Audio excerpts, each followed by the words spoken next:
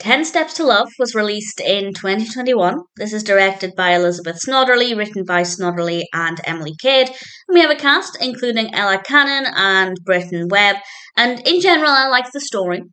The story is about a woman called Sophie who wants to use her 10-step marketing plan to try and find love. But obviously, she has to learn that sometimes love can't be structured. And she meets Mason, and whether or not these 10 steps will lead to anything significant in her romantic life, I'm not going to say, but in general, I'd say it's predictable in some ways, not predictable in others. There's a nice balance there, and the story works well. I quite liked it. Visually, it's a good film. Certainly, it's quite appealing to look at. Some of the acting isn't great, but nothing's terrible.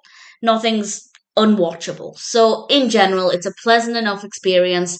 The narrative is interesting enough, the execution is good, the pacing is quite good. Sophie is a very likable protagonist.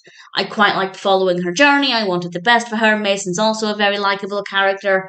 And in general, I'd say 10 Steps to Love is one of those films that, as a one time watch, is an absolutely fine experience if you're looking for something that's fairly pleasant, quite straightforward, as I said, predictable in some ways, maybe not in others, and visually quite satisfying. Then I'd say it might be one that's worth watching. Yes, some of the acting's not the strongest, but as I said, it's nothing too significant, nothing that would affect the overall enjoyment of the film. So, all things considered, I'd say 10 Steps to Love is an enjoyable experience. I wouldn't watch it again, but as a one-time watch, it was not bad.